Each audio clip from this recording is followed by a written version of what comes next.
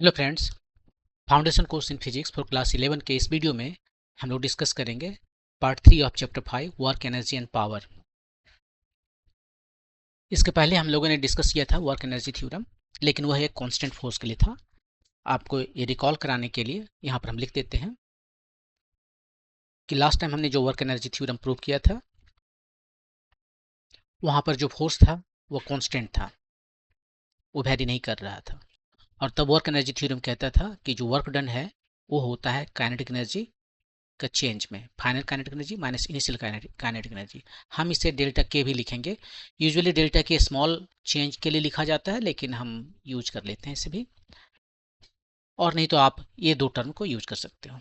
तो यहाँ पर चलते हैं वेरिएबल फोर्स के लिए। मान लेते हैं कि टी इक्वल टू T1 पर कोई ऑब्जेक्ट है, यहाँ पर उसका पोजीशन है RI, या 1 कहें या I कहते हैं इनिशियल टाइम पर, और ये टी इक्वल टू सम को दूसरा टाइम फाइनल टाइम पर इसका पोजीशन है RF, पूरा वेक्टर फॉर्म।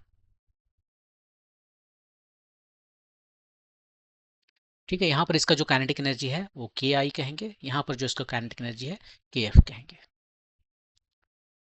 अब हम चलते हैं ऐसे ही, काइनेटिक एनर्जी को कैसे क्या ऐसे लिखते हैं, हाफ mv² लिखते हैं। हम v² एक्चुअली v डॉट भी होता है ना, तो हम v डॉट भी लिखेंगे, पूरा वेक्टर फॉर्म लेके चल रहे हैं। अब इसको डिफ्रेंशिएट कीजिए टाइम के रेस्पेक्ट में। हाफ m कांस्टेंट है, इधर रख लिए। अब दो वेक्टर है, आप uv का फार्मूला लगाएंगे डिफ्रेंशिएशन के लिए। दो फंक्शन है उसका प्रोडक्ट के लिए, पहले एक के रेस्पेक्ट में हम डिफ्रेंशिएट करते हैं, दूसरा को रहने देते हैं, पहला को रहने दिए दूसरा को डिफ्रेंशिएट करेंगे। ये यूवी का फार्मूला जो है सो प्रोडक्ट का फार्मूला लगाते हैं जो डिफ्रेंशिएशन के लिए। तो फर्स्ट टाइम हम पहला वाला डीवी जो है उसको डिफ्रेंशिएट करते हैं, दूसरा वाला रहने देते हैं। सेकेंड टाइम पहला वाला रहने देते हैं, दूसरा को डिफ्रेंशिएट करते हैं। ये दोनों एक्चुअली सेम है, हाफ एम, ये दोनों सेम है, कम्यूट करता है। dv बाई dt डॉट भी को हम लिख सकते हैं v dot dv by dt, क्योंकि ये कम्यूट करता है। तो 2 times v dot dv by dt ऐसा लिख सकते हैं, या फिर हम इसको ऐसे भी लिख सकते हैं। ये दो खत्म हो गया, m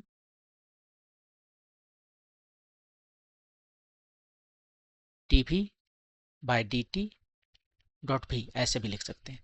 और ये dv बाई dt क्या है, ये तो एक्सलेशन है, एक्सलेशन को a से डिनोट करते हैं, डॉट भी हो गया। ठीक है, और यहाँ पर a जो है सो वेरिएबल है, ये फिक्स नहीं है, ए वेरिएबल है, सो एफ वेरिएबल है।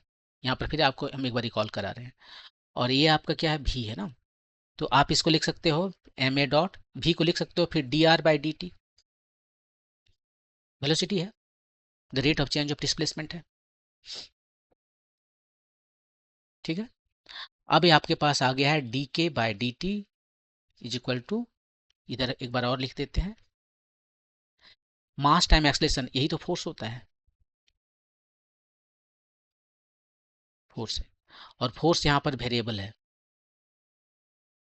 ठीक है, अब हम क्या करते हैं, दोनों तरफ इंटीग्रेट कर देते हैं, इंटीग्रेट कर दिए with respect to d t, t i से टी एफ तक। यहाँ पर जो फिगर में दिखाया था, टी आई से लेकर टी एफ तक हम इंटीग्रेट कर रहे हैं। और टी आई पर पोजीशन कितना है आर आई, और टी एफ पर पोजीशन कितना है आर एफ, काइनेटिक एनर्जी के आई के एफ। तो यहाँ पर भी इसको टी आई से हम टी एफ तक इंटीग्रेट कर देते हैं। यहाँ पर आप सोच सकते हो कि डी टी खत्म हो गया, सिंपली बचा आपका डी के। तो इंटीग्रेशन जो है सो अब टाइम पर ना जाकर किस पर जा रहा है, के पर जा रहा है। तो टी आई पर इसका पोटेंशियल काइनेटिक एनर्जी कितना था, के आई, और टी एफ पर कितना था इसका पोटेंशियल काइनेटिक एनर्जी, के एफ। देखिए यहाँ लिखे हुए, सेम चीज इधर होगा, एफ डॉट, देखिए डी टी खत्म हो गया, तो अब जो डिफ्रेंशिएशन आएगा, इंटीग्रेशन आएगा, वो आर पे आएगा, वेरिएबल चेंज हो गया है। यहाँ पर हमने वेरिएबल चेंज कर दिया है, चेंज ऑफ वेरिएबल, और ये कहाँ से गया, आर आई से आर एफ तक गया। ये क्या है राइट हैंड साइड में, यही तो है work done, work done from going from r i to r f. और ये क्या है, डी के का डिफ्रेंशिएशन इंटीग्रेशन के हुआ, लिमिट रखिए के आई के एफ, और लिमिट रखने के बाद में आया के एफ माइनस के I equal to work done. यही है आपका वर्क एनर्जी थ्योरम और वेरिएबल फोर्स। यहां पर आप याद कीजिए कि हमने जो फोर्स है उसको वेरिएबल रहने दिया है, कांस्टेंट नहीं लिया। किस इंटीग्रेशन के बाहर कर लेंगे वो नहीं किया मैंने, वहीं पर बाहर अंदर रखा हुआ है। तो इसको इस तरीके से बना लेते हैं। देखिए एक बार फिर से आपको हम रिकॉल करा देते हैं कि t equal to t i पर इसका कोई भी ऑब्जेक्ट है जिसका पोजीशन आर आई है और उस वक्त उसका काइनेटिक एनर्जी के आई है। इसे ले गया गया, इसे डिस्प्लेस किया गया और अब t equal to t f पर कोई दूसरा टाइम लेटर टाइम पर इसका पोजीशन आर एफ है और इसका काइनेटिक एनर्जी के एफ है। हम स्टार्ट करते हैं काइनेटिक एनर्जी से। काइनेटिक एनर्जी जो है वो होता है हाफ एम वी स्क्वायर, उसको हम लिख सकते हैं half m v dot v, कोई प्रॉब्लम नहीं है, ये एक्चुअली है हाफ एम वी स्क्वायर है। अब इसको दोनों तरफ हम टाइम के रेस्पेक्ट में डिफ्रेंशिएट करते हैं। यहाँ पर दो फंक्शन है, यू वी का फॉर्मूला है, जो डिफ्रेंशिएशन में दो प्रोडक्ट का डिफ्रेंशिएशन है और हम किए, पहले एक को डिफ्रेंशिएट किए दूसरा को रहने दिए, दूसरा को डिफ्रेंशिएट किए पहले को रहने दिए, और ये दोनों कम्यूट करता है, डॉट प्रोडक्ट कम्यूट करता है। इसके पहले वाले वीडियो में आप जाकर देखोगे तो वहाँ पर मैंने दिखाया है प्रूफ के साथ। तो हम इसको आगे पीछे कर सकते हैं, कम्यूट कर सकते हैं। तो दोनों एक्चुअली सेम है, v dot d we by D t, ये लिखा हुआ, दो कट गया। और यहाँ पर हम इसको फिर ये कम्यूट करता है तो हम पहले भी d we by D t लिखे फिर बाद में भी लिखे, और एम के साथ में ये D we by D T acceleration हो गया, जो कि फोर्स आ गया, force time D R by D T आ गया। इसके बाद हमने दोनों तरफ इंटीग्रेट कर दिया विथ रेस्पेक्ट टू टाइम। तो यहाँ पर देखिए टाइम वेरिएबल दोनों डिनोमिनेटर और न्यूमरेटर दोनों में है, तो यहाँ पर जो वेरिएबल है इंटीग्रेशन का वो चेंज हो गया। अब डी टी हट के आ गया के का वेरिएबल, अभी तक तो टी का है, अब आ गया के का। यहाँ पर same situation right hand side में भी है, यहाँ पर वेरिएबल अभी टी है लेकिन ये डी टी दोनों कट गया, एक तरह से सोच सकते हो। यहाँ पर अब वेरिएबल चेंज हो गया, अब आप इसको इंटीग्रेट कर रहे हो आर के रेस्पेक्ट में, और आर जब टी आई था तब आर आर आई था, जब टी एफ था तो आर आर एफ है। और राइट हैंड साइड में ये क्या है, यही तो फोर्स है, फोर्स टाइम डिस्प्लेसमेंट फोर्स। ये कौन सा फोर्स है, ये कौन सा वर्क है, वर्क फॉर वेरिएबल फोर्स। यदि फोर्स वेरिएबल नहीं रहता तो सिंपली कहते हैं F dot D R, right, या एफ डॉट आर। लेकिन वेरिएबल फोर्स है तो उसे मुझे इंटीग्रेशन के अंदर में रखना पड़ता है। तो ये वेरिएबल फोर्स की वजह से वर्क डन है, और ये आया चेंज इन काइनेटिक एनर्जी। तो सेम थ्योरम मुझे मिल गया फिर, लेकिन अब की मिला मुझे वेरिएबल फोर्स के लिए। अब इसको डेरिवेशन को आप यदि देखोगे तो आप यहाँ पर देख सकते हो कि dt जो है सो क्या हो गया, इंटीग्रेट आउट हो गया, खत्म हो गया। dt तो था यहाँ पर, लेकिन ये देखिए यहाँ पर दोनों जगह ये खत्म हो गया, तो इसको कहते हैं कि इंटीग्रेट आउट हो गया है। ठीक है, तो ये जो है work energy theorem does not contain information about time.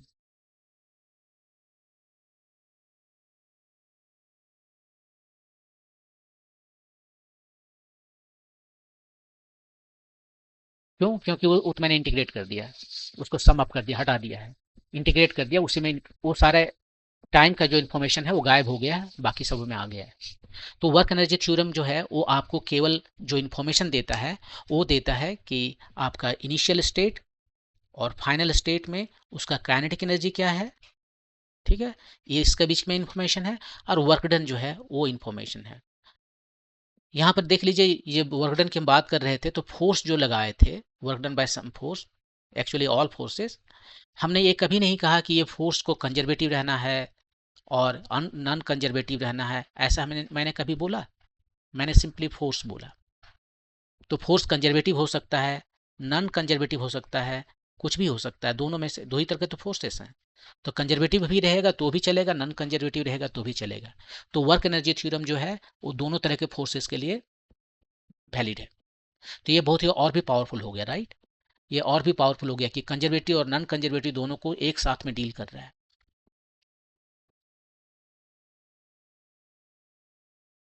एक और बात है यहाँ पर कि वर्क एनर्जी थ्योरम जो है वो स्केलर फॉर्म में है। ये वर्क एनर्जी जो थ्योरम है ये स्केलर फॉर्म में है, इसमें जो भी क्वांटिटीज हैं वो सारे स्केलर हैं। Work done, change in kinetic energy, A भी स्केलर, ए भी स्केलर, इसमें कहीं भी वेक्टर फॉर्म नहीं है, तो ये स्केलर फॉर्म में है। यदि हम Newton second law of motion देखें तो वो वेक्टर फॉर्म में है। आप F लिखिए, F is equal to m a, या लिखिए dp बाई dt, देखिए सभी वेक्टर फॉर्म में है। और इसके वजह से जो काइनेमेटिक्स आते हैं वो भी वेक्टर फॉर्म में होते हैं। जैसे कि आप लिखते हो ना r is equal to u t plus half a t square, x r vector में है, u वेक्टर में है, a वेक्टर में। v स्क्वायर भी यदि आप लिखते हो तो 2as, ये भी वेक्टर फॉर्म में है, a और s के बीच में डॉट प्रोडक्ट है।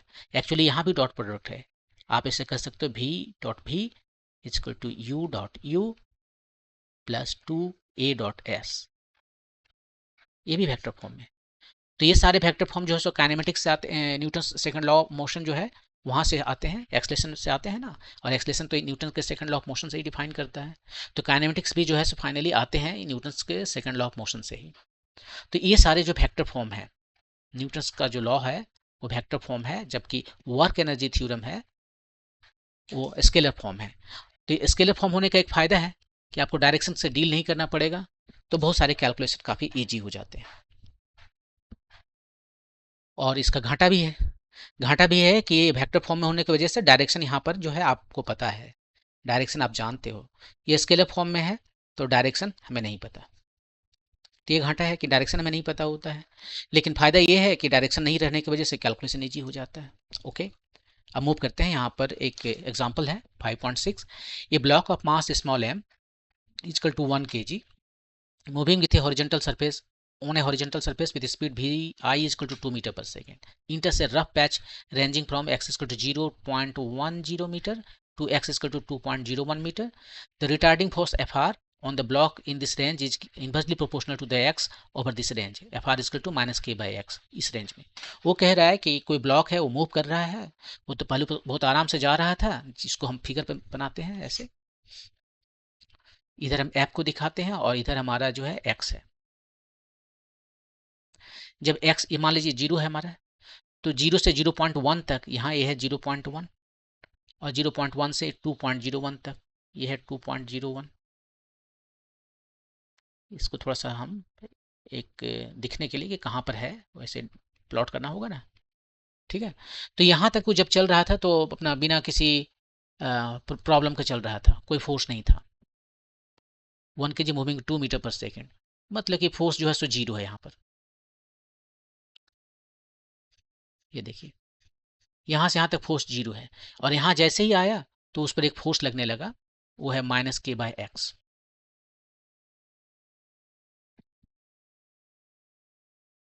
माइनस के बाय एक्स जो है सो कुछ ऐसे दिखेगा, हमें नीचे जाना चाहिए था क्योंकि माइनस दिया हुआ है। माइनस के बाय एक्स जो है सो एक्स इज इक्वल टू, देखिए 0.5 लिखा है तो 0.5 और 0.1 सो 5 आएगा, कुछ ऐसे, कुछ -5 यहाँ पर। ये फोर्स जो है ये -5 आएगा। यहाँ से ये जा रहा है और ये घटेगा, ऐसे जाएगा कुछ 1/8 के है ना, कुछ इस तरह से जाएगा, पूरा करेक्ट नहीं हो सकता, अंदाज से बना रहे हैं। ये ऐसे जाएगा, ठीक है, ये फोर्स लग रहा है उस पर। और ये फोर्स जो है सो कैसा है, ये है -k/x का फोर्स है। इस रीजन में लग रहा है कि x इक्वल टू 0.1 टू 2.01, इसके पहले नहीं लग रहा था, और इसके बाद में फिर 0 हो गया, यहाँ पर आने के बाद धड़ाम से 0 हो गया। वही लिखा हुआ है, k का वैल्यू दिया हुआ है, k का वैल्यू कहीं लिख देते हैं, ये 0.5 जूल है। What is the final kinetic energy and speed Vf of the block as it crosses the patch? ये पैच है, ये पैच को जब ही क्रॉस किया तो उसके बाद में इसका वेलोसिटी क्या है, इधर कितना वेलोसिटी है, इस साइड में इसका वेलोसिटी दिया हुआ है 2 मीटर पर सेकेंड। जब इधर पहुंच गया तो इसका वेलोसिटी कितना है वो बताना है, इसका काइनेटिक एनर्जी क्या है वो बताना है, बस यही क्वेश्चन है। तो क्वेश्चन ये है कि एक पैच है जो 0.1 से 2.0 मीटर तक गया हुआ है, और जैसे ही कोई पार्टिकल इसमें इंटर करता है वो इस तरह का फोर्स फील करता है, अब फोर्स फील करेगा तो उसका काइनेटिक एनर्जी चेंज करेगा, और काइनेटिक एनर्जी चेंज करेगा तो बोल रहा है यहाँ पर कितना काइनेटिक एनर्जी है। तो बहुत सिंपल है इसको बनाना। सिंपल ये है कि आप वर्क एनर्जी थ्योरम लगाइए। वर्क एनर्जी थ्योरम जो है उसको लगाइए, तो ये जो वर्क डन है वो कितना होगा, चेंज इन काइनेटिक एनर्जी के फाइनल माइनस के इनिशियल। इनिशियल मुझे पता है, कहीं पर लिख लेते हैं, के इनिशियल यहाँ नहीं लिखेंगे, इधर लिखते हैं। यहाँ पर काइनेटिक एनर्जी इनिशियल जो है इस साइड में half m b square, half m कितना है, एम 1 है और भी है 2 स्क्वायर, तो ये 2 जूल आया, ये हमें पता है। काइनेटिक फाइनल काइनेटिक एनर्जी हमें पता करना है, ये हमें नहीं पता है, इसको पता करना है, और ये 2 जूल आया। वर्क डन, वर्क डन हम पता कर सकते हैं। वर्क डन क्या होता है, वर्क डन होता है F R F D R, x है ना तो एफ एक्स कहेंगे, F D x, F x d x. इसको इंटीग्रेट कर देंगे, कहाँ से कहाँ तक जाएगा इंटीग्रेशन, जहाँ तक फोर्स लग रहा है। इधर इंटीग्रेट करने का क्या मतलब है, जीरो है, फोर्स ही नहीं है, फोर्स नहीं है तो वर्क डन जीरो है, इधर फोर्स डन नहीं है तो वर्क डन जीरो है। और पूछा भी यहीं पर इसके जस्ट बाद में, एक बार इस पैच के बाहर निकल गया तो उसका काइनेटिक एनर्जी कांस्टेंट है, क्योंकि फोर्स नहीं लग रहा है। तो हमें इसको इंटीग्रेट करना है, x इजकल टू 0.1 से, पैच यहीं से स्टार्ट हो रहा है till the point patch ends, x is equal to 2.01 is equal to k final minus 2। यहाँ से आपको निकल जाएगा f का वैल्यू। तो f का वैल्यू कितना है, माइनस के बाय एक्स है, ये दिया हुआ है। ये हो गया 0.1, ये हो गया 2.01 के एफ माइनस 2, के 0.5 दिया हुआ है, उसको बाहर कर लेते हैं माइनस साइन के साथ में। ये 1/x का इंटीग्रेशन कितना होगा, वो होता है log ऑफ x। यहाँ पर ln लिखे हैं, ln का मतलब है log to the base e, यही ln का मतलब। तो यहाँ पे ln लिखे हैं ln, इसको ln भी पढ़ते हैं, ln x। इसका लिमिट रखिए 0.1 टू 2.01, और के एफ जो मुझे पता करना है -2।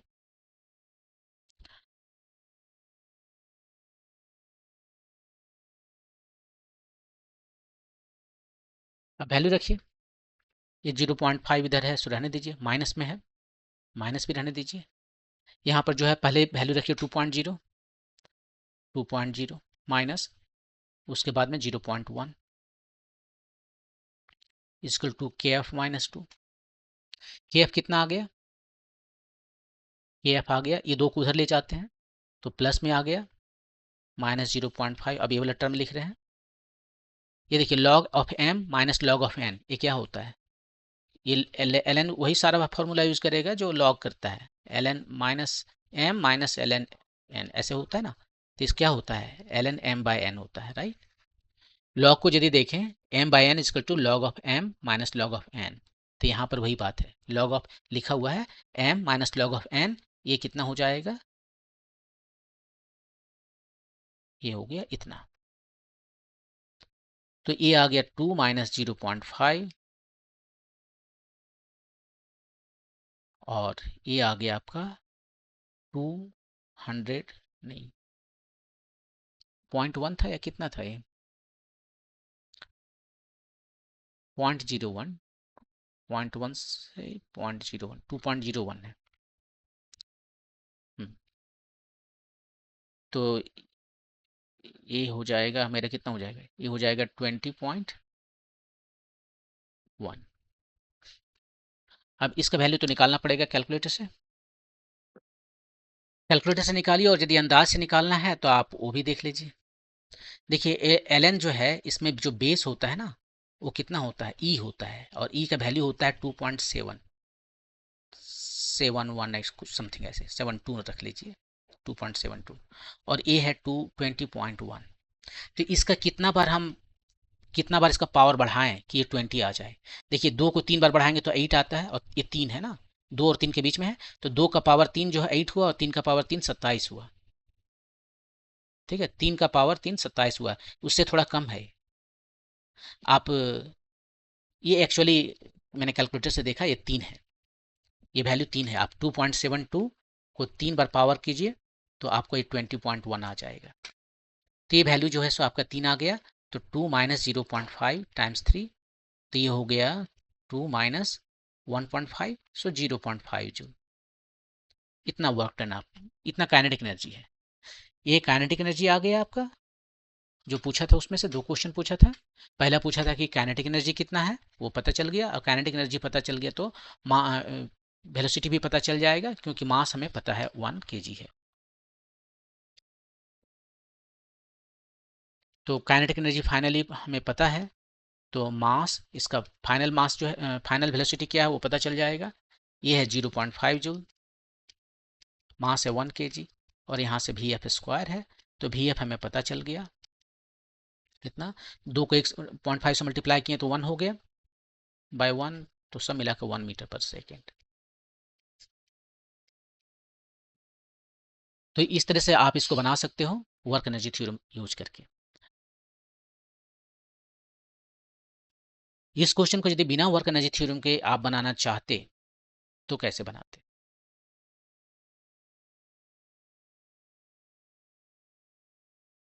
तो आपको जो है सो ये आप बना सकते हो इसको, ऐसा नहीं कि नहीं बना सकते। अब मैं बनाऊं ना बनाऊं सोच रहा हूँ। देखिए मैं आपको हिंट दे देता हूँ, आप घर में अपने से ट्राई कीजिए। करना क्या है यहाँ पर, यहाँ पर जो है करना आपको वो है जिससे आपने वो सारे फार्मूले निकाले थे कांस्टेंट फोर्स के लिए। ये सारे फार्मूले कैसे निकाले थे, ये फार्मूला जैसे निकाला था जिस तरीके से उसी तरीके में निकालेंगे। यहाँ पर ए कांस्टेंट था, यहाँ कांस्टेंट नहीं है, मतलब फोर्स कितना दिया है, ये दिया है -0.5 बाय एक्स, ऐसे फोर्स चल रहा है। अब फोर्स को हम क्या कहते हैं, m d we by D t कहते हैं, राइट। एक्चुअली ये ही डेफिनेशन तो आपको वर्क एनर्जी थ्योरम भी निकालने में काम आ गया। अब यहाँ पर टाइम से मतलब नहीं है, तो इसको भी को जो है सो पहले डी एक्स लिखिए, फिर डी एक्स को डी टी लिखिए, लिख सकते हैं। वेलोसिटी जो है सो फंक्शन है एक्स का, और एक्स फंक्शन है टी का। तो हम चेन रूल लगाएं, वेलोसिटी को पहले हम एक्स के रेस्पेक्ट में डिफ्रेंशिएट किए, फिर एक्स को हम टी के रेस्पेक्ट में डिफ्रेंशिएट किए, -0.5 बाय एक्स, ठीक है। और ये जो क्वांटिटी है सो भी हो गया, उसको लिख लेते हैं एम भी, और ये D we by d x, ये -0.5 बाय एक्स। अब यहाँ से हम छोड़ देते हैं, दोनों तरफ आप जो है सो एक्स के रेस्पेक्ट में डिफ्रेंशिएट कीजिए। ये आ गया एम भी डी भी, ये आ गया 0.5 by x d x, minus sign के साथ। इसको इंटीग्रेट कीजिए, यहाँ पर वी आई शुरू में था, बाद में वी एफ हो गया। एक्स कितना था शुरू में, था 0.1, और बाद में 2.01 इतना था। अब इसको इंटीग्रेट कीजिए, ये पता चल जाएगा, यहाँ पर भी जो है पता चल जाएगा, तो वी एफ पता चल जाएगा। वी आई जो है कितना था, 1 या 2 था शायद, 2।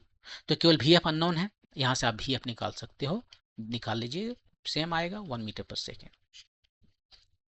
और काइनेटिक एनर्जी भी उसके बाद निकाल सकते हो, half m v f square, 0.5 joule. ये दोनों आप निकाल सकते हैं। तो देखिए ये जरूरी नहीं है कि आप वर्क एनर्जी थ्योरम लगाइए, आप यहाँ से भी कर सकते हो। ओके, मूव करते हैं नेक्स्ट टॉपिक पे। नेक्स्ट टॉपिक आया पोटेंशियल एनर्जी। आपने देखा कि काइनेटिक एनर्जी जो है क्या है, काइनेटिक एनर्जी जो है वो बताता है, मेजर बताता है कि वो कितना वर्क डन कर सकता है। जब उससे काइनेटिक एनर्जी को आप यूज करोगे वर्क कराने में, तो वो कितना वर्क डन कर सकता है ड्यू टू इट्स मोशन।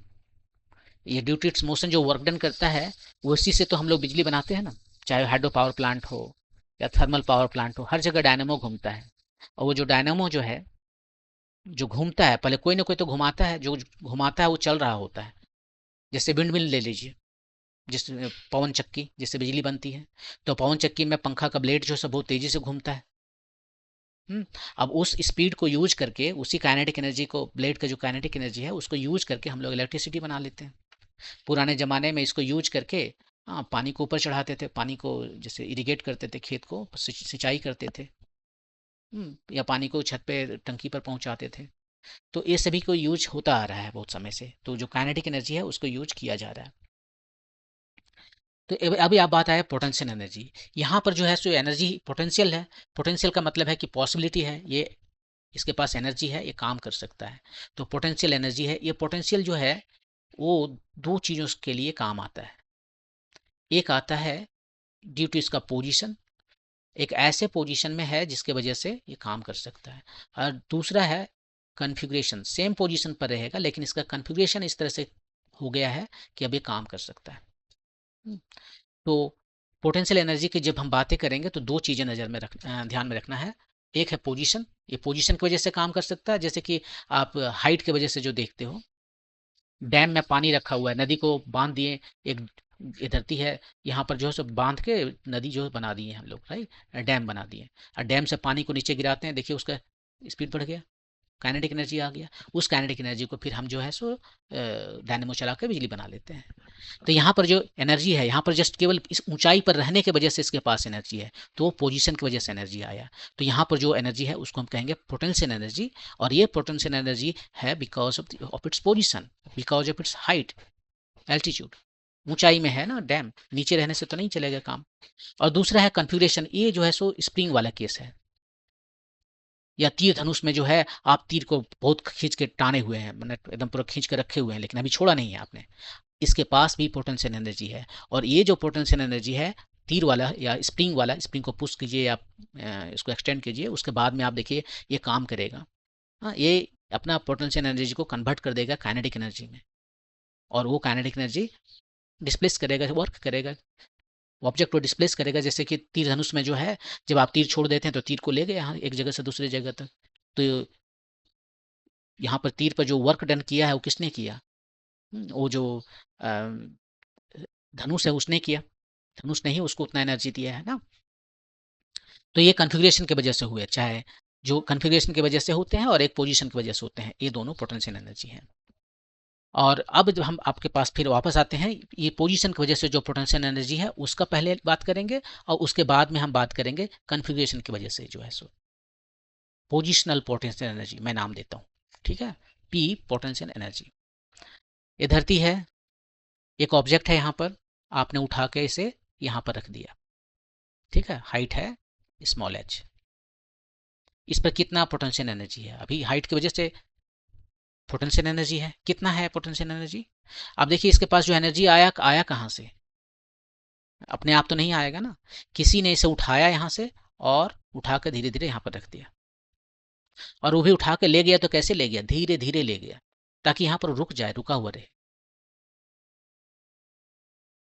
तो वो जो फोर्स यहाँ पर लग रहा है हर जगह, वो कितना लग रहा है फोर्स? उतना ही लग रहा है जितना धरती उसे नीचे की ओर खींच रही है।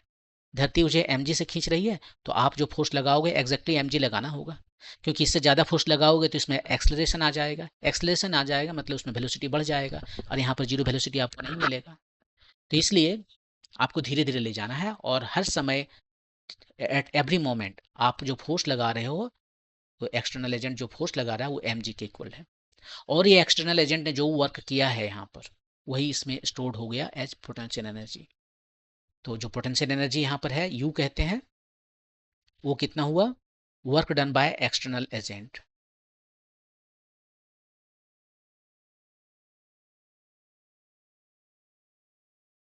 Against gravity.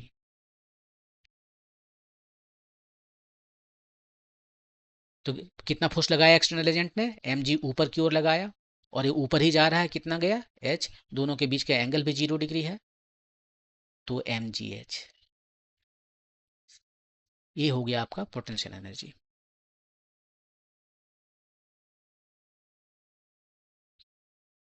ठीक है, अब हम ऐसा करते हैं कि इस पोटेंशियल एनर्जी को,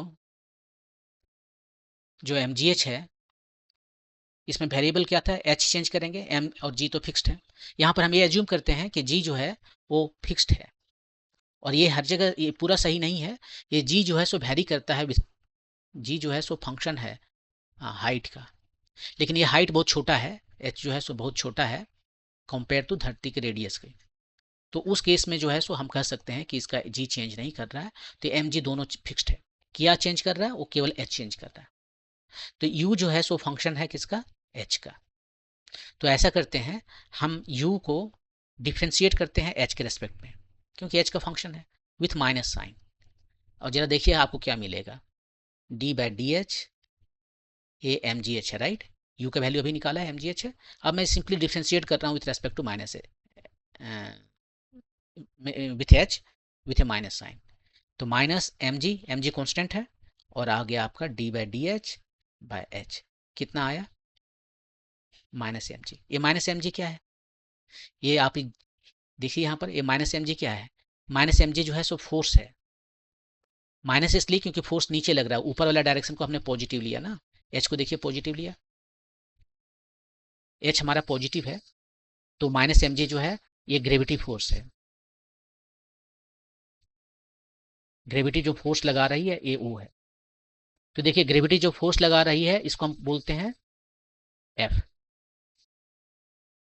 as a function of h बोल सकते हैं। ये है minus d u by d h. तो इस तरह से आपको जो फोर्स आया वो आ गया d u by d h, force as a function of h. तो कितना अच्छा हुआ यहाँ पर देखिए, जब आप पोटेंशियल एनर्जी को डिफ्रेंशिएट करोगे विथ रेस्पेक्ट टू वेरिएबल जो हाइट है यहाँ पर, तो आपको फोर्स मिलेगा, और इस केस में वो फोर्स था माइनस एम जी। और ये कौन सा फोर्स मिला? यह वह फोर्स है, ये कौन सा फोर्स है? ये वो फोर्स है जिसके अगेंस्ट एक्सटर्नल एजेंट को काम करना पड़ा, इसको यहां से उठाकर, ए से उठाकर बी तक ले जाने में। ये एक्सटर्नल एजेंट को काम जो करना पड़ा वो किसके अगेंस्ट करना पड़ा? इसी एम जी के अगेंस्ट करना पड़ा। आप एज्यूम कीजिए कि आप जो है सो धरती पर नहीं हो, आप स्पेस में हो, और सब कुछ ठीक है, अपने आपको कोई प्रॉब्लम नहीं होने वाला है, ठीक है। आप वहां पर एक्सटर्नल एजेंट के रूप में इस ऑब्जेक्ट को उठा के 100 मीटर या 20 मीटर आप इसको उठाकर ऊपर पहुंचा दिए, ठीक है। तो अब आपने कितना वर्क किया वहां पर? जीरो। क्योंकि हम बात कर रहे हैं एक ऐसा स्पेस में जहाँ इंटरस्टेलर चीज़ों से बहुत दूर है, मतलब आप ग्रेविटी वहाँ नहीं फील कर रहे हो किसी भी स्टार का, प्लेनेट का, यहाँ तक कि जो एस्टेरॉइड्स वगैरह हैं उसका भी आप फील नहीं कर रहे हो इंटरेक्शन एट ऑल।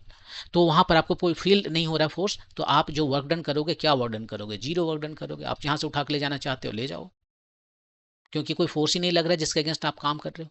तो आपने जो वर्क डन किया है वो जीरो है, ठीक है। तो वहां पर आपने जो वर्क डन किया वो जीरो है, क्योंकि वहां पर कोई एक्सटर्नल फोर्स लग नहीं रहा है, ठीक है। तो हाँ, ये फोर्स जो है, कौन सा फोर्स दिया? यहाँ वह फोर्स है जिसके अगेंस्ट एक्सटर्नल एजेंट ने काम किया था। Force against which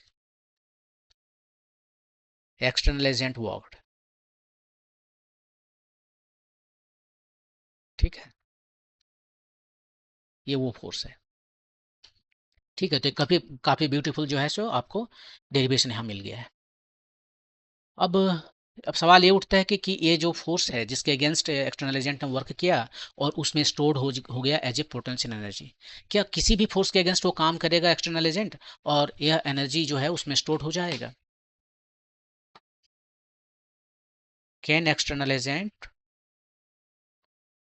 work against any force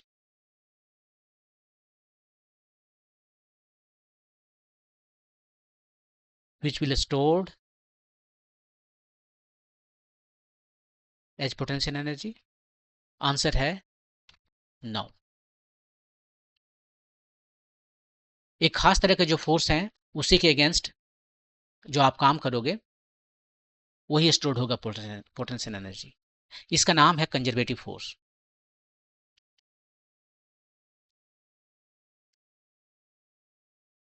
उसका नाम है कंजर्वेटिव फोर्स। कंजर्वेटिव फोर्स के अगेंस्ट जो काम करेगा वही एनर्जी स्टोर्ड होगा। जो नॉन कंजर्वेटिव फोर्स है उसके अगेंस्ट जो काम करेंगे आप, वो उसमें स्टोर नहीं होगा। तो नॉन कंजर्वेटिव फोर्स का एक एग्जांपल, जैसे mg जो है यहाँ पर ग्रेविटी जो है सो कंजर्वेटिव फोर्स है। नॉन कंजर्वेटिव फोर्स का एक एग्जांपल जो है सो सबसे जो फेमस एग्जांपल है वो है फ्रिक्शन, ठीक है। फ्रिक्शन के अगेंस्ट आप जो काम करोगे वो एनर्जी में स्टोर नहीं होगा, वो चला जाएगा हीट में, लाइट में, साउंड में, इस तरह से निकल जाएगा, लेकिन वो स्टोर नहीं होगा एनर्जी। स्प्रिंग का एनर्जी जो है अभी वो दिखाऊंगा कि वो भी जो है सो कंजर्वेटिव फोर्स है, ओके। तो यहाँ पर आपको ये मिल गया है कि जो, तो एक तरह से आप ये भी कह सकते हो कि यदि आपके पास कोई कंजर्वेटिव फोर्स है तो उसे आप इस तरह से लिख सकते हो। तो यहाँ से इक्वेशन बी इसको कहें, इक्वेशन बी से आपको एक और कंक्लूजन मिला है।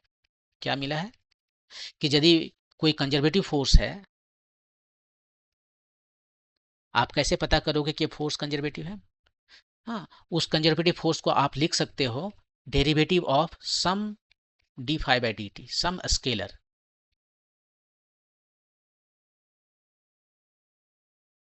टी नहीं, टाइम के रेस्पेक्ट में नहीं, पोजीशन के रेस्पेक्ट में होना पड़ेगा।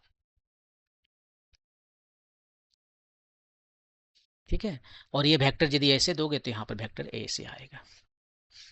तो यदि आपका फोर्स कंजर्वेटिव फोर्स है तो आप उसे डेरिवेटिव के रूप में लिख सकते हो ऑफ सम स्केलर क्वांटिटी, और इस स्केलर क्वांटिटी को कहते हैं पोटेंशियल एनर्जी, जो यहाँ पर आपने देखा यू है आपका minus d you by D R या डी एच, जो भी आप कहें। ये आर जो है सो डिस्प्लेसमेंट है, वेक्टर साइन लिखना है तो ये यूनिट वेक्टर दे दिए। तो ये आपको एक कंजर्वेटिव फोर्स के लिए कंडीशन मिल गया कि यदि कैसे आप पता करोगे कि कोई फोर्स कंजर्वेटिव है या नहीं है। और यहाँ से आप जरा सा आगे भी जरा से देखिए इसको थोड़ा इंटीग्रेट करके, तो आपको ये क्या दे रहा है? ये कंजर्वेटिव फोर्स है, आप इसे इंटीग्रेट कर दीजिए with respect to d r, scalar form लेते हैं माइनस डी ओ। ठीक है, आर को हम आई से स्टार्ट करते हैं, आई एफ तक जाते हैं। यू जो है सो जब ये आई है तो इसको आई बोलते हैं, यू बोलते हैं। क्या आया इधर देखिए, राइट हैंड साइड में क्या आया? ये है डी यू का इंटीग्रेशन किए तो यू आया। इंटीग्रेट करना है, माइनस साइन क्या करेगा? लिमिट को एक्सचेंज कर देगा, नीचे अपर लिमिट जो है सो लोअर लिमिट हो गया, और लोअर लिमिट जो है सो अपर लिमिट हो गया, लोअर लिमिट अपर हो गया।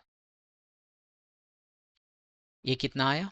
यहां लिखूंगा you I minus U F. ये है वर्क डन बाय, किसके द्वारा वर्क डन है? ये एक्सटर्नल एजेंट नहीं है, ये जो है so work done by conservative force. Conservative force जो काम किया वो कितना आया? You I minus U F. मतलब देख रहे हैं आप क्या है you I minus U F? शुरू में आपके पास 100 रुपया है, बाद में आपके पास 80 रुपीज़ है, 20 रुपये का लॉस हो गया है, तो ये लॉस है, लॉस ऑफ पोटेंशियल एनर्जी। तो कंजर्वेटिव फोर्स जो इतना काम करेगा उतना उसका पोटेंशियल एनर्जी लॉस हो जाएगा। तो ये आपका एक कंक्लूजन है। एक्सटर्नल एजेंट जो काम करेगा वो इसका गेन हो जाएगा, पोटेंशियल एनर्जी का गेन।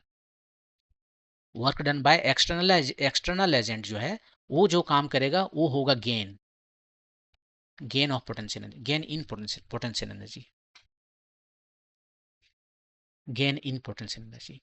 ठीक है, और कंजर्वेटिव फोर्स जो है वो जो काम करेगा उसकी वजह से उसका जो पोटेंशियल एनर्जी है वो लॉस हो जाएगा। थोड़ा सा और जो है सो कंजर्वेटिव नॉन कंजर्वेटिव फोर्स के बारे में बात कर लेते हैं। तो देखिए जो नॉन कंजर्वेटिव फोर्स है, पहले कंजर्वेटिव फोर्स इधर,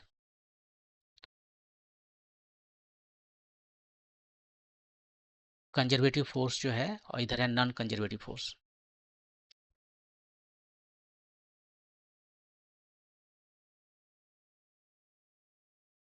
कंजर्वेटिव फोर्स में पहले आपने क्या देखा? आपने देखा कंजर्वेटिव फोर्स में कि आप उसे जो है सो ऐसे लिख सकते हो, उस फोर्स को जो है वो पोटेंशियल एनर्जी का डेरिवेटिव के रूप में लिख सकते हो। इनफैक्ट आप जो है सो ये वर्क डन अगेंस्ट कंजर्वेटिव जो फोर्स है बाय एक्सटर्नल एजेंट, वो जो है सो इसका इंक्रीज करता है पोटेंशियल एनर्जी, और इसीलिए यहाँ से ये आता है चीज़ें। यहाँ पर इसका वही होगा कि work done bye non conservative force,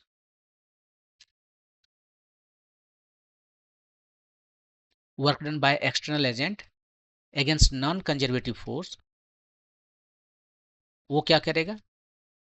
यहाँ पर देखिए work done by external agent against conservative force, वो क्या है? उसका एनर्जी बढ़ाता है, पोटेंशियल एनर्जी बढ़ाता है। यहाँ पर work done by external agent, ठीक है,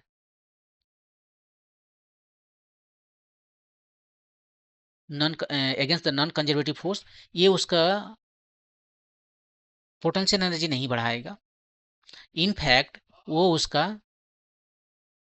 काइनेटिक एनर्जी को डिक्रीज कर देगा, उसका काइनेटिक एनर्जी को डिक्रीज कर देगा, decreases it's kinetic energy.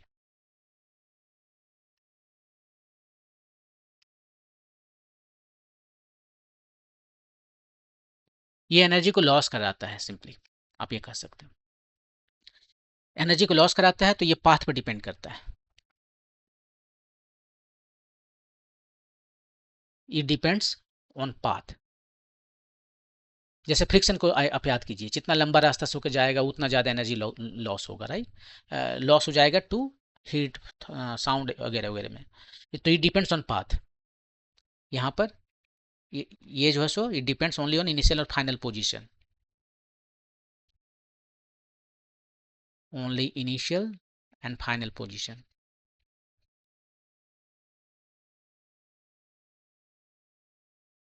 And not on path. इसका फायदा ये होता है कि यदि एक राउंड लगा लीजिए, आप चक्कर लगा लीजिए, ठीक है, तो जो वर्क डन किया जा रहा है इस फोर्स के द्वारा, कंजर्वेटिव फोर्स के द्वारा, वो जीरो हो जाएगा। यहाँ पर सिंबल जो मैंने दिया है, यहाँ पर इंटीग्रेशन के में जो सिंबल दे दिया है, इसका मतलब है क्लोज्ड। जहाँ से स्टार्ट किया था घूम फिर के वहीं पर आ जाइए। हर जगह फोर्स है एफ, तो ये एफ डॉट डी आर, यहाँ पर जितना वर्क डन किया, यहाँ जितना वर्क डन किया, और इसका मतलब है कि जहाँ से स्टार्ट किया था वहीं पर आ गए, पहुँच गए। वो से स्टार्ट किया था, घूम के वही यहाँ पर पहुँच गए। तो इसका जो वर्क डन होगा वो कितना होगा, जीरो। मैंने एक कंप्लीट साइकिल में, चाहे जैसे ही रास्ता हो, लंबा हो, सीधा हो, हाँ, वो घूम के आएगा तो कोई वर्क डन नहीं करेगा। ये है कंजर्वेटिव फोर्स। जबकि यहाँ पर आप यदि ये जो फोर्स लेंगे, एक राउंड कंप्लीट लगा लेंगे या आधा राउंड लगाएं, कुछ भी लगाएं, ये जीरो नहीं होने वाला। ये हमेशा पॉजिटिव रहेगा, पॉजिटिव नहीं, निगेटिव रहेगा ना। ये वर्क डन जो है निगेटिव एक्चुअली होता है, निगेटिव होता है मतलब लॉस होता है। तो ये तीन चीजें आपको याद रखना है कंजर्वेटिव और नॉन कंजर्वेटिव फोर्सेस का। कंजर्वेटिव फोर्सेस जो है वो, उसके अगेंस्ट यदि कोई एक्सटर्नल एजेंट काम करता है तो वो एनर्जी, उतना वर्क डन उसमें पोटेंशियल एनर्जी के रूप में स्टोर हो जाता है। ऐसा पोटेंशियल एनर्जी के रूप में स्टोर्ड नॉन कंजर्वेटिव फोर्स के अगेंस्ट काम करने पर नहीं होता है। तो दूसरा ये है कि यदि कोई कंजर्वेटिव फोर्स है तो उस फोर्स को आप लिख सकते हो माइनस डी डेरिवेटिव के रूप में ऑफ सम स्केलर क्वांटिटी, मैंने पोटेंशियल एनर्जी के डेरिवेटिव में आप लिख सकते हो। ये काम यहाँ नहीं कर सकते क्योंकि यहाँ स्टोर ही नहीं होता है पोटेंशियल एनर्जी। इनफैक्ट जो नॉन कंजर्वेटिव फोर्स काम करता है, हाँ, वो क्या करता है, वो काइनेटिक एनर्जी को कम कर देता है। और यहाँ पर मैंने यहाँ पर लिखा नहीं, यदि कंजर्वेटिव फोर्स काम करेगा, इसको भी लिख लीजिए।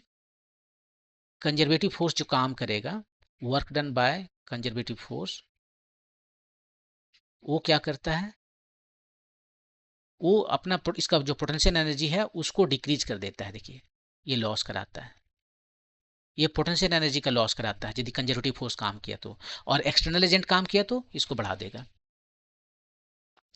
दूसरा ये है कि ये अपना इनिशियल और फाइनल पोजीशन पर डिपेंड करता है, लाइक डिस्प्लेसमेंट। लेकिन ये लाइक डिस्टेंस जो है ये डिपेंड करता है पाथ पर। जैसे डिस्टेंस डिपेंड करता है पाथ पर, वैसे ही ये भी डिपेंड करता है पाथ पर, लाइक डिस्टेंस। और ये है लाइक डिस्प्लेसमेंट। और इस वजह से होता ये है कि एक राउंड कंप्लीट लगा लेने के बाद जहाँ से स्टार्ट किया था वहीं पर यदि वापस चले आए तो ये कंजर्वेटिव फोर्स जो वर्क डन करता है वो होता है जीरो। जबकि नॉन कंजर्वेटिव केस में ये वर्क डन जीरो नहीं होता, एक्चुअली ये निगेटिव होता है, ये लॉस कराता है, काइनेटिक एनर्जी को कम कर देता है। और लास्ट में कंजर्वेटिव फोर्स जो भी काम करेगा तो वो जो है सो एनर्जी, पोटेंशियल एनर्जी को अपना कम कर देगा। जैसे कि एग्जांपल में देख लीजिए, ये मान लीजिए धरती है और यहाँ पर कोई ऑब्जेक्ट रखा हुआ है, ठीक है, इसके पास अपना कुछ एनर्जी है mgh, ठीक है, और उसके बाद में ये यहाँ से नीचे आ गया, और यहाँ से नीचे आया तो ग्रेविटी ने कितना काम किया, ग्रेविटी ने काम किया, ग्रेविटी का फोर्स है नीचे लग रहा है mg, कांस्टेंट है, और हाइट कितना है h, और दोनों के बीच का एंगल कितना है 0 डिग्री, कितना आया mgh। ग्रेविटी इसने कितना काम किया mgh। अब इसका इनिशियल पोटेंशियल एनर्जी कितना था, वो था mgh, फाइनल कितना है 0, लॉस कितना है mgh। इनिशियल माइनस फाइनल, देखिए वही जो इसने काम किया वही इसका लॉस हो गया। इसके अगेंस्ट जो काम होगा, ग्रेविटी के अगेंस्ट जो काम होगा वो इसमें स्टोर्ड होगा एज पोटेंशियल एनर्जी। इसके बाद में देखते हैं कि मैकेनिकल एनर्जी जो कंजर्व्ड रहता है, जो हम लोग कहते हैं कि total energy of system is conserved, actually energy conserved रहता है इन ब्रॉडर सेंस ऑल्सो, लेकिन यहाँ पर हम लोग जो बात करेंगे वो मैकेनिकल एनर्जी। मैकेनिकल एनर्जी का क्या मतलब है? मैकेनिकल एनर्जी का मतलब है दो ठो, पोटेंशियल एनर्जी और काइनेटिक एनर्जी, बस यही दो ठो है, पोटेंशियल एनर्जी और काइनेटिक एनर्जी ही मैकेनिकल एनर्जी कहलाता है। तो उसका कंजर्वेशन लॉ, ठीक है। तो यहाँ पर जो है सो हम दो एग्जाम्पल चलेंगे। पहला एग्जाम्पल है ग्रेविटी और दूसरा एग्जाम्पल जो है वो है स्प्रिंग। स्प्रिंग ग्रेविटी में की वजह से जो यहाँ पर पोटेंशियल एनर्जी आता है वो है पोजिशनल पोटेंशियल एनर्जी, और स्प्रिंग की वजह से जो पोटेंशियल एनर्जी आता है वो है कन्फिग्रेशनल।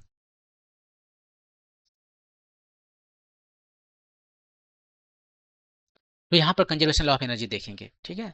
तो कंजर्वेशन लॉ ऑफ एनर्जी जो मैकेनिकल एनर्जी है वह केवल तभी वैलिड है जब आप का जो फोर्स है वो एक कंजर्वेटिव फोर्स हो। ये कंजर्वेशन लॉ जो काम कर रहा है, कंजर्वेशन नाम ही है कंजर्वेशन, हाँ, against conservative force. Non conservative force में एक ये नहीं रहेगा, कंजर्वेटिव फोर्स। और यहाँ पर ग्रेविटी जो है सो कंजर्वेटिव फोर्स है।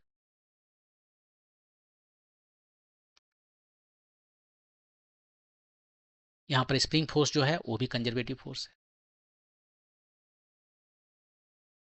कंजर्वेटिव फोर्स हुआ।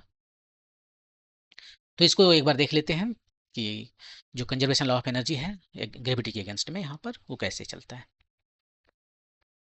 तो मान लीजिए यहाँ पर धरती है, कोई बॉल यहाँ रखा हुआ है बहुत ऊपर में, ये गिरना शुरू हुआ, ये हाइट है h, यहाँ पर इसका स्पीड मान लेते हैं 0, धरती पर आके इसका स्पीड है v, और बीच में कोई पॉइंट पर इधर इसका हाई स्पीड है, मान लीजिए ये पॉइंट ए कहते हैं, इसको बी कहते हैं, इसको सी कहते हैं। तो यहाँ पर जो स्पीड है उसको भी कह देते हैं, ठीक है। और ये हाइट जो है इसको स्मॉल h कहते हैं, तो इसको कुछ और कहना पड़ेगा, कैपिटल H कहते हैं, ज़्यादा है तो कैपिटल H, ये कम है तो स्मॉल h, ठीक है। अब यहाँ पर जो है हमें क्या दिखाना है कि इसका जो टोटल एनर्जी है वो ए बी और सी पर सेम है, यही मुझे हम लोगों को दिखाना है इसमें। प्रूव दैट टोटल एनर्जी मतलब पोटेंशियल प्लस काइनेटिक वो ए पॉइंट पर, बी पॉइंट पर और सी पॉइंट पर सेम है, यही प्रूव करना है।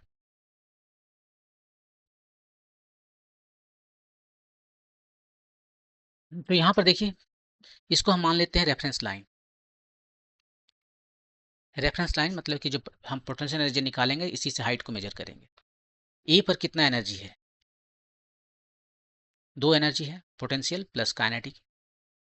काइनेटिक तो रुका हुआ है तो ये तो जीरो हो जाएगा। पोटेंशियल कितना है? एम जी, हाइट एच है तो कैपिटल एच है तो ओ हो गया, तो एम जी एच। बी पर देखते हैं, बी पॉइंट पर जो है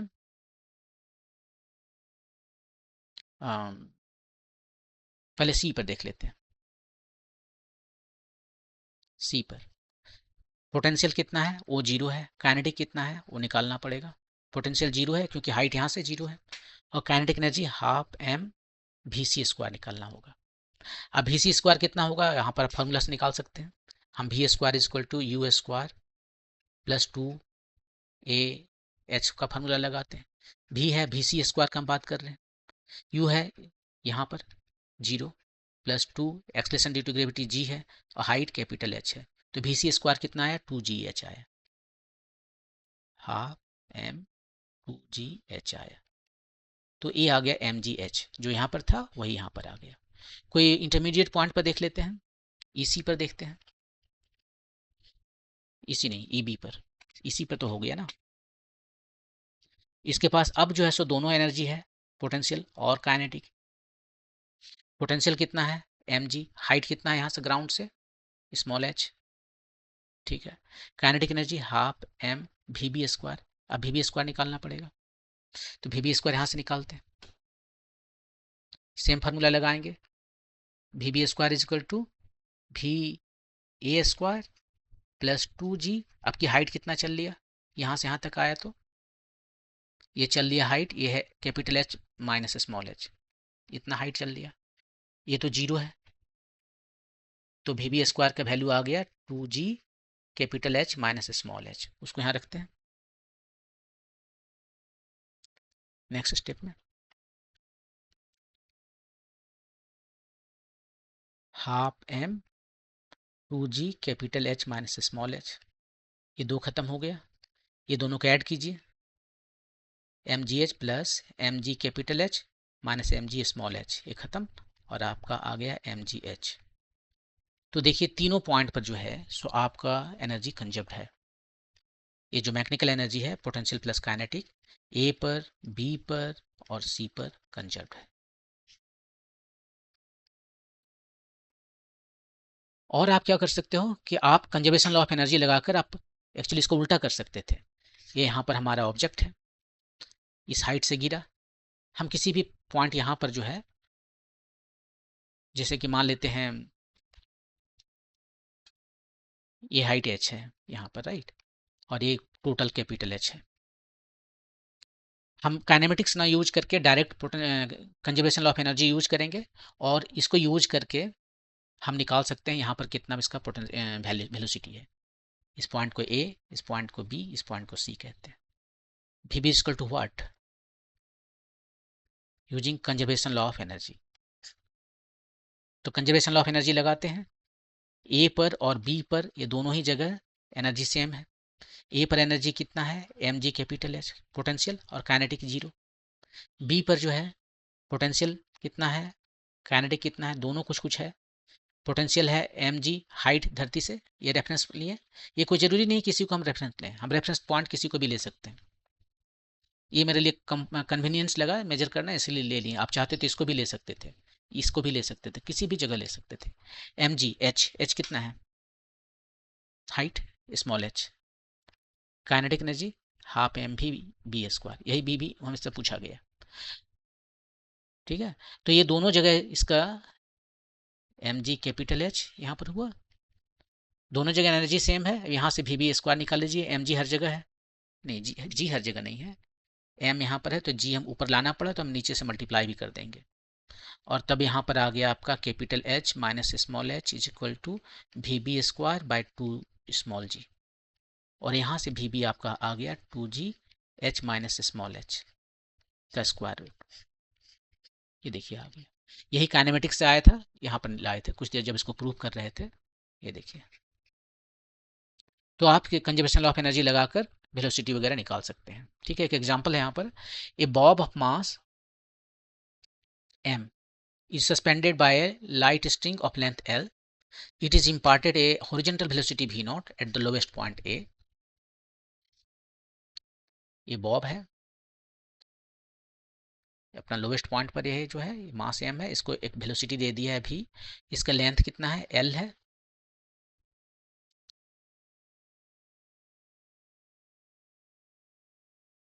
ठीक है, और such that it completes a semicircular trajectory in the vertical plane with the string becoming slack only on reaching the topmost point C। यहाँ आने की तक के बाद में जो है स्ट्रिंग जो है उसका टेंशन जीरो हो जाता है, स्लैक हो जाता है ना, ढीला हो जाता है, वो स्ट्रिंग जो है उसमें टेंशन खत्म हो गया।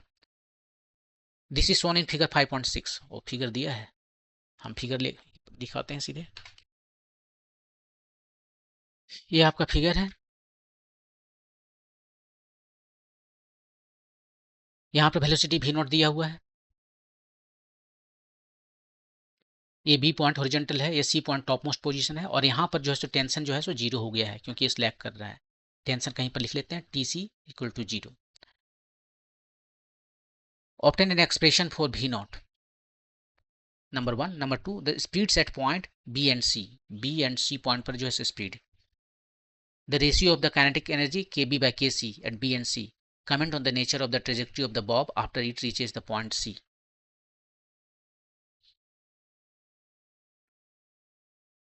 Semi circular trajectory in the vertical plane with the string becoming slack only at the reaching of the topmost point. Okay, तो क्वेश्चन ये है कि ये आपका एक बॉब है, सिंपल पेंडुलम जैसा है, यहाँ लटक रहा है, इसको वेलोसिटी v नॉट दे दिया। ठीक है, अब इसके लिए आपको एक्सप्रेशन बताना है कि कितना वेलोसिटी यहाँ हो कि ए निकल कर इधर से बी को क्रॉस करते हुए सी तक पहुंच जाए, जस्ट सी तक पहुंच जाए। और जब सी पर पहुंच जाएगा तो जस्ट सी तक पहुंचने का मतलब है कि आप जो है सो वहाँ पर टेंशन जो है सो जीरो हो जाए उस वक्त। ठीक है, जीरो हो जाएगा और कुछ नहीं। लेकिन वो टेंशन जीरो सी पर होगा, सी के पहले नहीं होगा।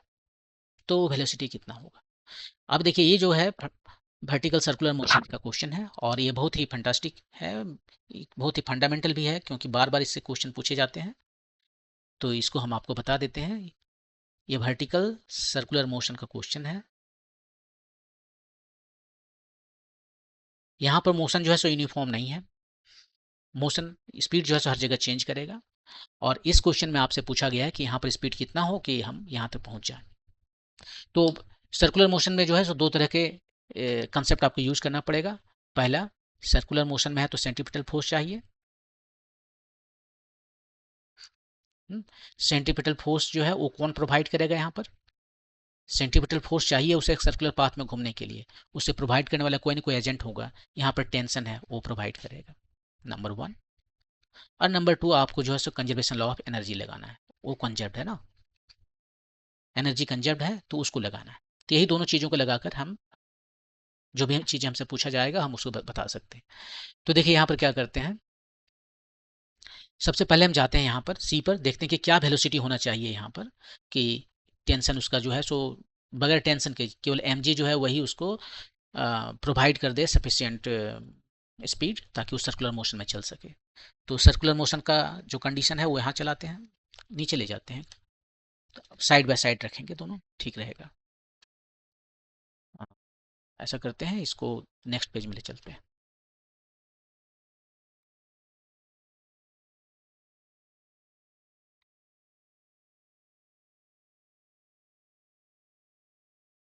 ठीक है, और अब यहाँ पर जो है सो हम एक तरफ सर्कुलर मोशन कंसीडर करेंगे और दूसरा तरफ conservation law of energy. Circular motion में क्या देखना है? हमें देखना है एट पॉइंट सी। सी पर जो है सो कौन, देखिए दो फोर्सेस लग रहे हैं, एक एम जी इसका वेट लग रहा है और दूसरा टेंशन लग रहा है, और ये दोनों एक ही डायरेक्शन में है और दोनों मिलकर इसे एक फोर्स प्रोवाइड कर रहे हैं, जो कि सेंट्रीपिटल फोर्स का जरूरत होता है ना इसे सर्कुलर मोशन में घूमने के लिए। तो सेंट्रीपिटल फोर्स प्रोवाइड कर रहे हैं इसे। सेंट्रीपिटल फोर्स किसी न किसी एजेंट को तो प्रोवाइड करना होगा। यहाँ पर दो दो एजेंट है, टेंशन और वेट। कितना होता है सेंट्रीपिटल फोर्स? ये होता है m v square by length, radius, radius यहाँ पर एल है और वेलोसिटी हर जगह अलग अलग है, तो यहाँ पर जो वेलोसिटी है उसको सी पॉइंट पर वेलोसिटी भी सी कहते हैं। इक्वेशन नंबर वन हुआ। ठीक है, लेकिन क्वेश्चन में बोल दिया कि टीसी जो है सो जीरो होना है, यहाँ पर लूज हो जाना है, स्लैक हो जाना है। तो टीसी को जीरो कर दिए तो एम जी जो है सो कितना आ गया, m v c square by l, m m cut गया और वी सी आ गया आपका square root over g l. यहाँ पर जो वेलोसिटी है आपको पता चल गया। मिनिमम यहाँ पर हम जो स्पीड दे रहे हैं वी नॉट को, सो दैट ये यहाँ तक पहुँच जाए। इससे कम देंगे तो यहाँ नहीं पहुँचेगा, रस्सी इधर ही ढीला हो जाएगा, फिर इधर निकल आएगा प्रोजेक्टाइल मोशन में। ठीक है, अब जो है सो दूसरी बात कर देखते हैं कि यहाँ पर वी नॉट कितना दें। तो यहाँ पर हम जो है सो कंजर्वेशन लॉ ऑफ एनर्जी लगाते हैं। कहाँ कहाँ पर, बिटवीन किन किन दो पॉइंट के बीच में कंजर्वेशन लॉ ऑफ एनर्जी लगाएं? एक पॉइंट हमारा ए है और एक पॉइंट हमारा सी है, मतलब एनर्जी जो है ए और सी पर सेम है। और यहाँ पर दो ही तरह की एनर्जी है, काइनेटिक एनर्जी और पोटेंशियल एनर्जी, और एयर ड्रैग यहाँ एब्सेंट है, नहीं तो ये सारा कैलकुलेशन जो है सो सही गलत हो जाएगा। तो ए पर कितना पोटेंशियल एनर्जी है? जीरो। हम इसी को रेफरेंस मान लेते हैं। कोई ज़रूरी नहीं कि यहाँ पर जीरो हो, वो डिपेंड करता है कि रेफरेंस लाइन कहाँ पर है। यहाँ पर रेफरेंस लाइन है तो हाइट जीरो हो गया, इसलिए पोटेंशियल एनर्जी जीरो हो गया। सेम सेम लिखेंगे सी पॉइंट पर। तो ठीक है, पोटेंशियल एनर्जी ए पर कितना है? जीरो। काइनेटिक एनर्जी कितना है? Half m v nought square लिखा हुआ है, वी ए लिख सकते थे, ठीक है वी नॉट लिखा हुआ है। सी पर कितना है पोटेंशियल एनर्जी mg, और हाइट कितना है यहाँ से, एक एल यहाँ तक गया, एक एल यहाँ तक गया, 2l, plus kinetic energy half m v c square, सी पर जो स्पीड है उसका स्क्वायर, हाफ एम हर जगह से हटा दें, यहाँ पर 2 देना पड़ेगा ऊपर और नीचे, तब हाफ एम निकटेगा। तो भी नॉट स्क्वायर आपको मिल गया, ये देखिए कितना हो गया 4gl प्लस भी सी स्क्वायर, और भी सी स्क्वायर निकाले हुए हैं 4gl प्लस भी सी स्क्वायर है 1gl, सब मिला के 5gl आया। तो भी नॉट आया आपका स्क्वायर रूट ओवर 5gl। इतना मिनिमम आप वेलोसिटी दोगे तब ये जो है सो टॉप तक पहुंच जाएगा, पूरा कंप्लीट कर पाएगा सर्कुलर मोशन। लास्ट में डिस्कस करेंगे कि यहाँ तक पहुंच जाने के बाद में ये स्लैक नहीं होगा, एक्चुअली पूरा मोशन कंप्लीट कर लेगा। ठीक है, किताब के क्वेश्चन में जो क्वेश्चन पूछे गए हैं उसका आंसर करने से पहले हम आपको और भी जगह क्यों ना निकाल के दिखा दें कि वेलोसिटी कितना होता है। तो देखिए यहाँ पर वेलोसिटी जो है सो मिनिमम दिया कंप्लीट सर्कल कंप्लीट करने के लिए, तो मिनिमम यहाँ पर देने के बाद में सी पर कितना वेलोसिटी है square root over g l, b पर कितना है वो भी देख लीजिए, बी पर देखना है,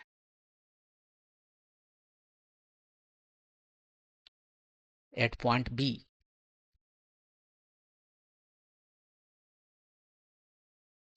तो बी पर निकालने के लिए क्या करेंगे, फिर 2 चीजें करना पड़ता है हमें, लेकिन अभी just conservation law of energy लगाइए, आपका वेलोसिटी निकल जाएगा। वहाँ पर कंजर्वेशन लॉ ऑफ एनर्जी लगा रहे हैं, कोई भी 2 पॉइंट ले सकते थे, बी सी ले सकते थे, सी और के साथ बी ले सकते थे, ए के साथ बी ले सकते हैं, हम ए और बी ले लेते हैं, दोनों में से कोई भी चल सकता था। ए पर यहाँ पर फिर वही बात हुआ, दोनों एनर्जी जो है इसका पोटेंशियल प्लस काइनेटिक ए पॉइंट पर और बी पॉइंट पर सेम होंगे, सम सेम होगा, इंडिविजुअल सेम नहीं होगा। ए पॉइंट पर पोटेंशियल एनर्जी 0 है क्योंकि वही हमारा रेफरेंस लाइन है, ये हमारा रेफरेंस लाइन है।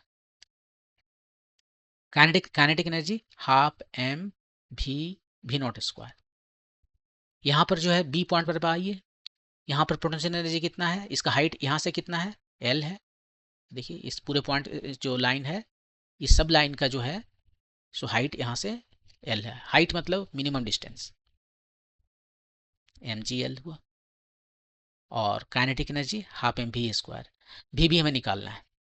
ठीक है, अब हाफ एम हर जगह से हटा देते हैं, ये 2 ऊपर नीचे मल्टीप्लाई किए और m/2 हर जगह से हटा दिए, भी स्क्वायर कितना आया, ये भी नॉट स्क्वायर माइनस 2gl, और भी नॉट स्क्वायर अभी भी निकाले हैं 5gl है,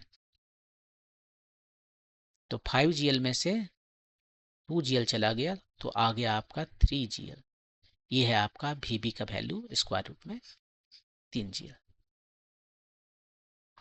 तो देखिए यहाँ पर कितना है, यहाँ है 5gl सबसे नीचे में, ये वो स्पीड है जितना देने पर यह कंप्लीट कर पाएगा सर्कुलर मोशन, और यहाँ पर कितना है स्मॉल जीएल है 1gl है, और यहाँ पर कितना है 3gl है।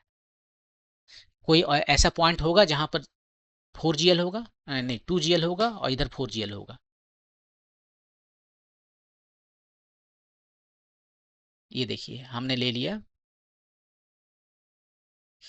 ठीक है, ये एंगल हमारा θ1 कहते हैं, इस एंगल को हम θ2 कहते हैं। तो हमें क्या करना है, हमें वो एंगल पता करना है, जैसे इस पॉइंट को हम कह लेते हैं ABC हो गया है, इसको हम D और इसको E पॉइंट कहते हैं। D पॉइंट पर इसका वेलोसिटी कितना होना चाहिए, 3 है और 5 है तो ये 4gl होना चाहिए, और यहाँ पर जो है सो 3 और 1 के बीच में 2gl है, ये होना चाहिए। ये θ1 और θ2 कितना यही पता कर लेना है। ठीक है, तो हम D पॉइंट के लिए चलते हैं, पहले पॉइंट D के लिए चलते हैं। तो अब यहाँ पर क्या करना है, केवल कंजर्वेशन लॉ ऑफ एनर्जी देखना है, ए और कोई भी 2 पॉइंट लेना है, हम कोई भी ले सकते हैं, तो क्यों ना हम ए और बी ले लेते हैं, ए और डी ले लेते हैं, ई और डी पर जो है सो इसका पोटेंशियल और काइनेटिक एनर्जी का सम सेम होगा। ए पर जो है पोटेंशियल और काइनेटिक एनर्जी डी पर भी पोटेंशियल और काइनेटिक एनर्जी। ए पर जो पोटेंशियल है, यहाँ पर हम पूरा नहीं लिख रहे हैं, ए पॉइंट के लिए है और ये डी पॉइंट के लिए है, हम पूरा नहीं लिख रहे हैं। ए पर जो पोटेंशियल एनर्जी 0 है और kinetic energy half m v nought square है। और डी पर कितना है पोटेंशियल एनर्जी, वो यहाँ से दिखेगा कितना ऊंचा ऊंचा है ये वाला हाइट कितना है ऊंचा। तो देखिए पूरा का पूरा एल है और यहाँ से अब ध्यान से देखिए, ये जो है दिख रहा है ट्रायंगल, ये एंगल थीटा है तो, और ये एल है तो ये कितना होगा, ये होगा एल कॉस थीटा, जो वेक्टर में आप करते थे इधर। ये कोई वेक्टर है, ये इसका कंपोनेंट लेना है इधर थीटा के साथ में, तो कंपोनेंट क्या है, ये कॉस थीटा। और ये कंपोनेंट क्या होता था, वहां से परपेंडिकुलर जो ड्रॉ करते, यही कंपोनेंट है। या फिर आप कॉस थीटा निकाल कर देखिए, यहाँ पर cos theta equal to this divided by l, ये भी तो एल है ना, तो ये आ जाएगा आपका एल कॉस थीटा। तो ये एल कॉस थीटा यहाँ है और यही हमारा हाइट है यहाँ पर, h height of d point, h d हो गया total l minus l cos theta, m g l minus l cos theta, ये हो गया हाइट डी पॉइंट का। तो ये हो गया उसका पोटेंशियल एनर्जी। और काइनेटिक एनर्जी हमें पता करना है, हम अच्छा डी डी भी दिया हुआ है, 4gl वो मैंने ले लिया अपने से। हम ये पता करना चाह रहे हैं कि किस जगह पर ये 4gl देगा, हमने 4gl ले लिया, ठीक है। तो हाफ लेफ्ट साइड में वी नॉट स्क्वायर कितना है, वी नॉट तो मिनिमम है सबसे लोवेस्ट पॉइंट पर, जो सबसे ज़्यादा रहना पड़ेगा 5gl है। और इधर आ गया आपका एम जी एल कॉमन कर लिया 1 माइनस कॉस थीटा, और इधर हो गया आपका हाफ एम 4gl। हर जगह से हाफ हटा देते हैं, हाफ एम हटा देते हैं, यहाँ दो ऊपर नीचे करके m/2 हटा लिए, यहाँ पर m/2 हटा लिए। ये हो गया आपका 5gl, ये हो गया आपका जी भी हटा लेंगे ना, जी भी तो हट जाएगा, जी भी हट गया तीनों जगह से। तो यहाँ क्या बचा आपका, यहाँ बचा आपका 2l 1 माइनस कॉस थीटा, और यहाँ क्या बचा 4l, जी तो हटा दिए, 4l को इधर ले आए, ये हो गया l is equal to 2l 1 minus cos theta. और थीटा यहाँ पर जो है सो कौन सा एंगल है, थीटा 1 है, यहाँ दो दो मैंने एंगल दिया ना, थीटा 1 और थीटा 2, तो थीटा 1 है।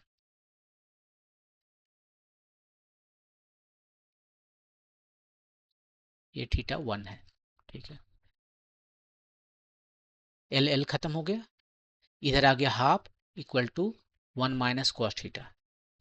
तो कॉस थीटा कितना आया, कॉस थीटा आया 1 माइनस हाफ, मतलब हाफ। तो कॉस थीटा यदि हाफ है तो थीटा कितना आया 60 डिग्री। तो ये पॉइंट आपको मिल गया 60 degree, theta 1 actually. Theta 1 60 degree आया, तो 60 डिग्री पर जो है सो आपको ये 4gl मिलेगा। सो 0 डिग्री पर 5gl स्क्वायर रूट पर 5gl, 60 डिग्री पर स्क्वायर रूट पर 4gl, 90 डिग्री पर स्क्वायर रूट पर 3gl, और यहाँ पर आप देखोगे कि फिर ये 30 डिग्री ही रहेगा, तो 120 डिग्री पर स्क्वायर रूट पर 2gl और 180 पर स्क्वायर रूट पर gl। और जो कुछ इधर हो रहा है एग्जैक्टली सेम चीज इधर भी होगा, एग्जैक्टली एकदम मिरर इमेज है इसका।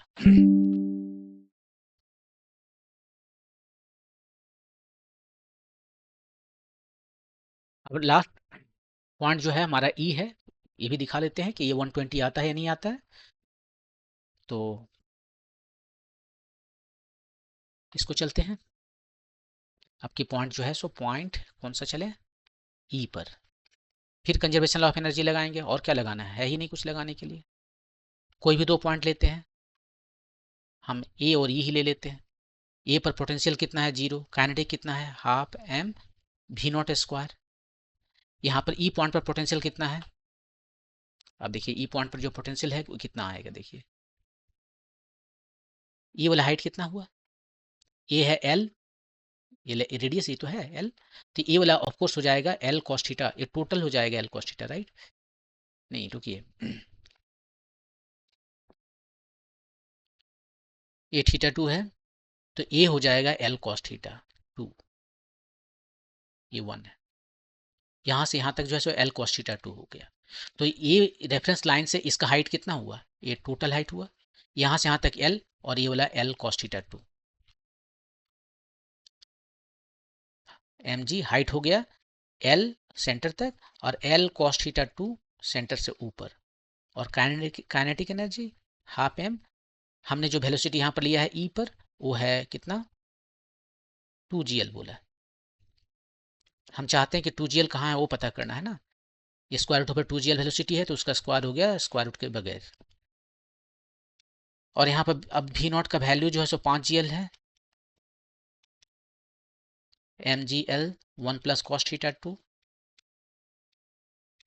प्लस हाफ mgl टाइम्स 2 है। ठीक है, तो mgl हाफ mgl हर जगह है, उसको हटा लेते हैं। हाफ mgl यहाँ से चला गया, यहाँ हाफ हम अपने से देना पड़ेगा। हाफ mgl यहाँ से चला गया, हाफ mgl यहाँ से चला गया। इधर क्या बचा, जस्ट 5 बचा। इधर क्या बचा 2 1 प्लस कॉस थीटा 2 और इधर क्या बचा 2। तो ये कितना आ गया, 2 को उधर ले गए तो 3 आ गया, 2 प्लस 2 कॉस थीटा 2। और इस तरह से ये आपका आ गया कॉस थीटा 2 कितना 1/2। तो थीटा 2 आ गया आपका फिर 60 डिग्री। थीटा 1 भी 60, थीटा 2 भी 60। तो देखिए थीटा 1 जो है सो वर्टिकल के साथ एंगल है 60, थीटा 2 ए भी वर्टिकल के साथ एंगल है 60। तो वर्टिकल के साथ में 60 डिग्री जो बनाएगा, चाहे अपर वर्टिकल या लोअर वर्टिकल, दोनों के साथ 60 बनाएगा, तो वहां पर जो है उसका स्पीड कितना रहेगा, ये दोनों के बीच में जो है स्क्वायर रूट पर 2gl, बीच में नहीं है, मैंने स्क्वायर रूट पर 2gl है और ये स्क्वायर रूट पर 3gl है, तो स्क्वायर रूट पर 2gl होगा। वेलोसिटी का स्क्वायर जो है सो एग्जैक्टली बीच में, मिडिल में वेलोसिटी का स्क्वायर। तो इस तरह से हम यहाँ पर आपको दिखाया कि ये वेलोसिटी कितना होता है।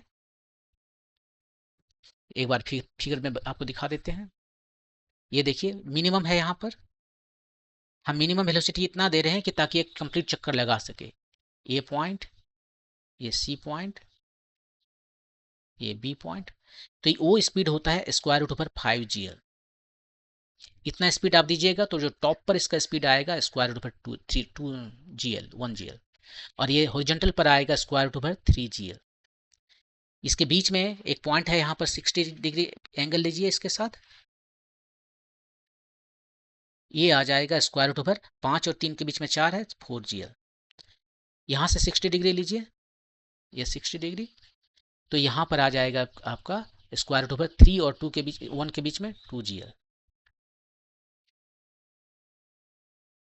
ये स्पीड आपको याद रखना है, लेकिन ये याद रखिए ये मिनिमम स्पीड है इसका, minimum speed to complete vertical circle, complete vertical circular motion, circular motion. यदि आपने ये स्पीड चेंज कर दिया, स्क्वायर रूट पर 5gl से कम दिया, तब तो यहाँ तक तो पहुंच ही नहीं पाएगा, इधर ही से निकल लेगा कहीं और इससे यदि ज़्यादा दिया तो यहाँ पर स्पीड चेंज अलग हो जाएगा, चेंज हो जाएगा। तो उसी हिसाब से हर जगह स्पीड चेंज हो जाएगा। ओके, अब चलते हैं क्वेश्चन क्या पूछा था इसी में, और थोड़ा सा कुछ क्वेश्चन पूछा है। पहला वी नॉट बताइए, तो वी नॉट तो आ गया हमारा स्क्वायर रूट ओवर 5gl, ठीक है। दूसरा question the speed at points B and C बताइए, बी पर कितना पॉइंट है, सी पर कितना पॉइंट है, वो तो देख लिया। यहाँ से 5 है तो 2 कम स्क्वायर रूट ओवर 3gl, और सी पर 2 और कम 1gl, ठीक है। The ratio of the kinetic energy K B is to के सी, रेशियो बताना है काइनेटिक एनर्जी का, इधर ही बना देते हैं यहाँ पर 3 वाला। काइनेटिक एनर्जी का रेशियो बी और सी पॉइंट पे कितना होगा, ये है half m v B square by half m v c square. Half m तो खत्म हो गया, वी बी स्क्वायर कितना है, ये बी, बी पर जो है सो 3gl है और सी पर जो है सो 1gl है, तो ये आ गया 3 आपका answer.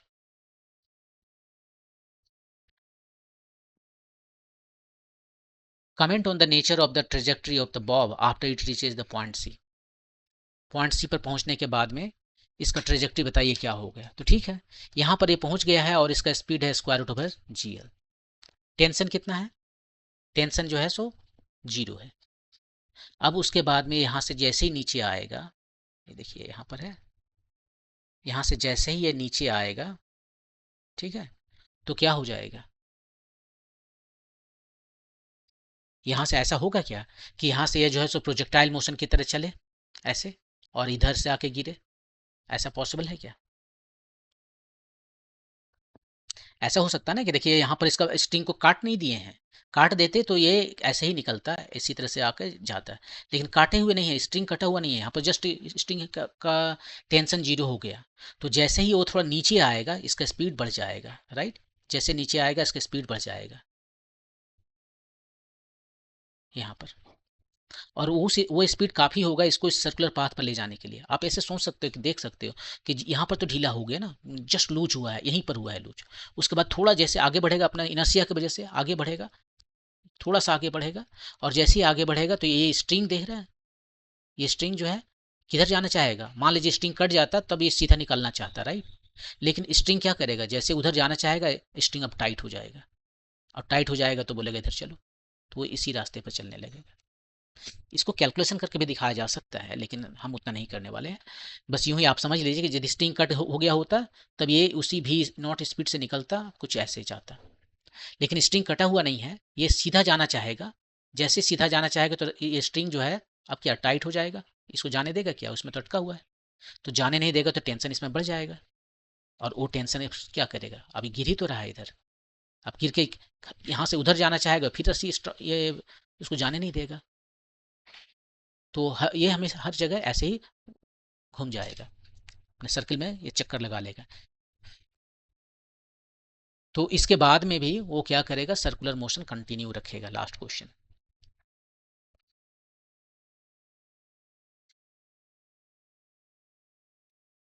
Continue its circular motion.